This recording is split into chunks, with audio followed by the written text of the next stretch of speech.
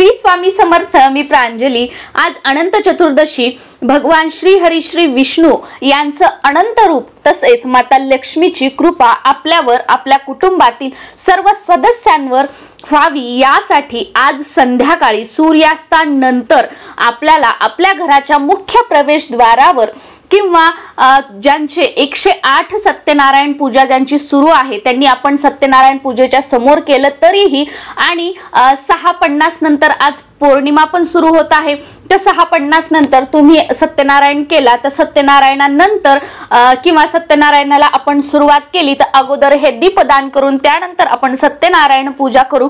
या पद्धतीने आपल्याला दीपदान करायचं आहे।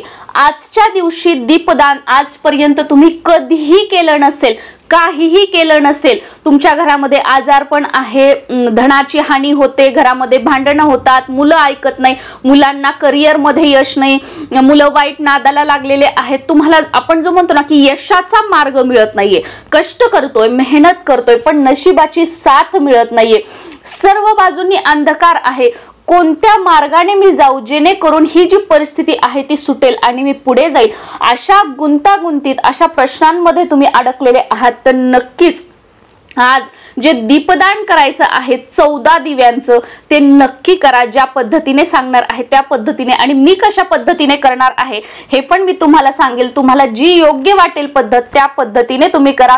आणि बघा बऱ्याच वेळेला काय होतं की आपण उपाय करतो, तो उपाय करायचा असतो आणि तो सोडून द्यायचा असतो, कारण उपाय करणं आपल्या हातात असतं, त्याची कृपा त्याचं फळ त्याचं जे रिझल्ट असतं ते मिळत असतो। कोणताही उपाय कोणतीही सेवा कधीही वाया जात नाही।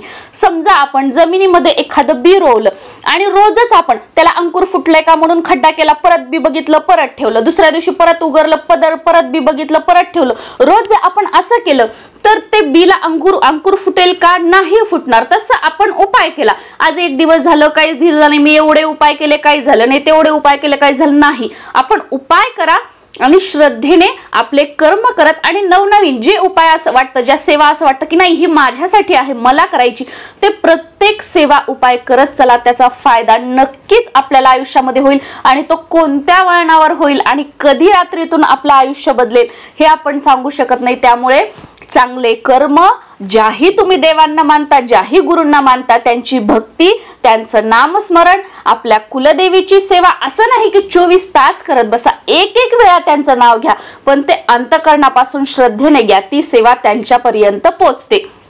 त्यानंतर आपल्या पितरांचं स्मरण करायचं आहे आणि जे छोटे मोठे उपाय आपल्याला वाटतं की नाही हे मला करायचे आहेत, याचा मला नक्कीच फायदा होईल, ते उपाय आपण करत चालायचे आहेत। तर बघा आज संध्याकाळी सूर्यास्ताच्या वेळी काय करायचं, आता माझा तर रोजचा 108 सत्यनारायण सुरू आहे, मला टायमिंगचं नाही की पौर्णिमा लागल्यानंतर करायचं आहे किंवा अगोदर, तर मी सत्यनारायण करून घेणार आहे आणि त्यानंतर हा उपाय करणार आहे। तर बघा काय करायचं आहे, तुम्हाला हवं असेल तर तुम्ही कणकेचे दिवे घेऊ शकता, म्हणजे गव्हाचं पीठ मीठ न टाकता हळद न टाकता आपल्याला घट्ट मळून घ्यायचं आहे आणि त्याचे 14 दिवे बनवायचे आहेत, एकच मुखी त्याला एकच चोच, असे 14 दिवे बनवायचे आहेत। किंवा दिवाळी मधले जे मातीच्या पणत्या असतात तशा 14 पणत्या घ्यायच्या आहेत, मी पणत्याच घेणार आहे, 14 पणत्या घ्यायच्या आहेत, त्याच्यामध्ये गाईचं तूप टाकायचं आहे आणि त्याच्यामध्ये आपल्याला वात लावायची आहे, फुलवात लावायची आहे। फुलवात लावल्यानंतर ते एका प्लेट मध्ये आपण ठेवायचे आहेत। आता मी ज्या पद्धतीने करणार आहे त्या पद्धतीने अगोदर सांगते आणि त्याच्यानंतर दुसऱ्या पद्धतीने सांगते। आता मी काय करणार आहे, हे एका प्लेट मध्ये ठेवणार आहे, ते सगळे प्रज्वलित करणारे। एक दिवा जेव्हा आपण प्रज्वलित करतो तेव्हा ओम अनंताय नमः म्हणायचा, दिवा प्रज्वलित करायचा, ओम अनंताय नमः म्हणायचा, दुसरा दिवा प्रज्वलित करायचा, ओम अनंताय नमः म्हणायचा, तिसरा दिवा प्रज्वलित करायचा, असे 14 दिवे आपल्याला प्रज्वलित करायचे आहेत। त्यानंतर हे दिव्यांना आपण हळद कुंकू फूल अक्षदा त्या ताटाला म्हणजे आपण लावून घ्यायचं आहे, सगळीकडे थोडं थोडंसं स्प्रिंकल करायचं आहे। त्यानंतर हे ताट जे आहे ते उचलायचं आणि जे आपले विष्णू भगवान आहेत त्यांना आपल्याला ओवाळायचं आहे, कारण अनंत रूपास आपल्याला हे दीपदान करायचं आहे भगवान विष्णूंच्या, तर आपल्याला ते ओवाळायचं आहे। आता तुमच्याकडे सत्यनारायण पूजा तुम्ही नसेल तर काय करायचं ते सुद्धा पुढे सांगते। ओवाळणार आहे त्यानंतर ते भगवान विष्णूंच्या समोर ठेवायचं आहे। आपली जी काही मनोकामना आहे ती मनोकामना आपल्याला बोलायची आहे आणि त्यानंतर तुम्हाला हवं असेल तर हे भगवान विष्णूंच्या समोर राहू द्यायचे, जे की मी ठेवणार आहे भगवान विष्णूंच्या समोर.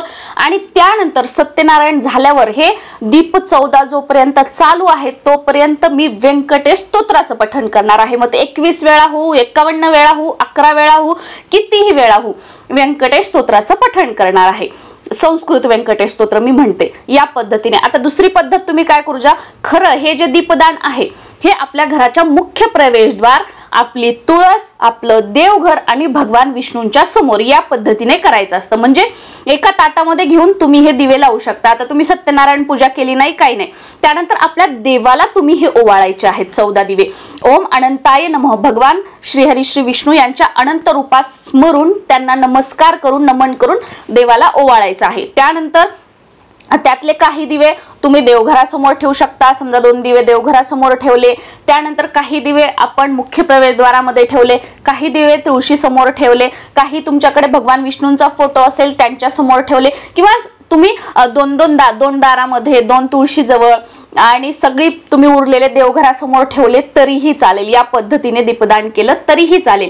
किंवा तुम्ही सगळं हे ताट घेतलं आणि हे ताट तुम्ही मुख्य प्रवेशद्वारामध्ये ठेवलं आणि त्यातला एक दिवा तुळशीजवळ, एक दिवा देवाजवळ, एक दिवा भगवान विष्णूंजवळ असा ठेवला तरीही चालेल, काही हरकत नाही. या पद्धतीने आपल्याला दीपदान करायचं आहे. आणि मुख्य प्रवेशद्वारामध्ये केल्यानंतर कमीत कमी थोडा वेळ म्हणजे अर्धा तास तरी मुख्य प्रवेशद्वार आपलं उघडं ठेवायचं आहे, जर शक्य असेल तर त्या पद्धतीने. आता तुम्ही म्हणाल हे दीपदान आपण केलं, त्यानंतर काय, हे दीपदान आपण केल्यानंतर भगवान विष्णूंचं स्मरण करायचं आहे. तुम्ही विष्णू सहस्त्रनाम म्हणू शकता, तुम्ही व्यंकटेश स्तोत्र म्हणू शकता, तुम्ही विष्णू सहस्त्रनामावली म्हणू शकता, किंवा ओम नमो भगवते वासुदेवाय हा मंत्र तुम्ही कमीत कमी 108 वेळा म्हणजे 1 माळ आणि जास्तीत जास्त 11 माळ आपली इच्छा, आपली मनोकामना, इंटेन्शन मनामध्ये ठेवून आपण म्हणू शकतो. आता हे दिवे जास्तीत जास्त वेळ राहतील या पद्धतीने त्याच्यामध्ये तूप टाका, नाही तर 5 मिनिटं राहिले एवढंस तूप टाकलं असं नाही. मग करतोय ना तर अगदी आनंदाने म्हणजे हे करा की मनामध्ये हे नाही टाकू का नको एवढंच टाकू असं नाही करा. आता जर तुम्हाला कोर्ट कचेरीचा त्रास असेल, कोर्ट कचेरी मागे वगैरे लागलेली असेल तर गाईच्या तुपाच्या ऐवजी तुम्ही मोहरीच्या तेलाचं दीपदान करा. तुपाचं नाही, मोहरीच्या तेलाचं दीपदान करा. जिथे आपण तूप वापरले त्याच्या ऐवजी तुम्ही मोहरीचं तेल वापरा. जर तुमचे शत्रूचा त्रास असेल, कोर्ट कचेरी मागे असेल, 7.5 लागलेली असेल तर यासाठी. आणि भगवान विष्णू माता लक्ष्मीची कृपा हवी, चहूबाजूने धनधान्य कृपा, धनधान्याची आपल्या घरामध्ये म्हणजे बरकत व्हावी. त्यानंतर उद्योगधंदा व्यवसाय आहे तो चांगला चालावा, नोकरीमध्ये मुलांना यश मिळावं मी सांगितल्याप्रमाणे त्या दिवशी त्यासाठी आपण गाईचं तूप वापरायचं आहे. गाईचं तूप नसेल तर म्हशीचं तूप घ्यायचं, त्याच्यामध्ये चिमूटभर हळद टाकायची आहे. या पद्धतीने आपण हे करायचं आहे. आता ते जे मातीचे दिवे असतील तुम्हाला हवं असेल तर दुसऱ्या दिवशी तुम्ही आजूबाजूला शेत वगैरे कुठे असेल दाबून देऊ शकता, किंवा हे दिवे परत आपण कोणते असं दीपदान असेल किंवा कधी लावायचे असतील तर त्यासाठी वापरू शकतो. आणि कणकीचे दिवे जर बनवलेले असतील तर ते एखाद्या झाडाखाली वगैरे आपल्याला ते टाकायचे आहेत, किंवा तुम्ही त्यातल्या वाती काढून घेऊ शकता, निर्माल्यामध्ये टाकू शकता आणि त्या दिव्याचे छोटे छोटे गोळे करून नदीमध्ये किंवा तलाव वगैरे आजूबाजूला कुठे असेल जिथे मासे असतात तिथे आपण टाकू शकतो. मासे ते खातात. या पद्धतीने आपण हे जे दीपदान आहे अनंत चतुर्दशीच्या दिवशी करायचं आहे. आणि तुम्हाला हवं असेल तर बघा आज पौर्णिमा लागणार आहे, उद्या ती सूर्याने बघितलेली असेल म्हणून उद्या पण आपण पौर्णिमा पकडणार आहोत. तर तुम्ही आज प्रदोष काळी म्हणजे सूर्य अस्ताच्या वेळी आणि उद्या सूर्यास्ताच्या वेळी दोन्हीही वेळी आपण हे जे दीपदान आहे ते करू शकतो. मी फक्त आजच्याच दिवशी करणार आहे. तर हे आपल्यावर आहे. पिरियड्स असेल, सुतक असेल हे करू नका. पिरियड्स असेल तर घरातील इतर मंडळींनी ही सेवा केली तरी चालेल, सुतक असेल तर हे करायचंच नाहीये. श्री स्वामी समर्थ.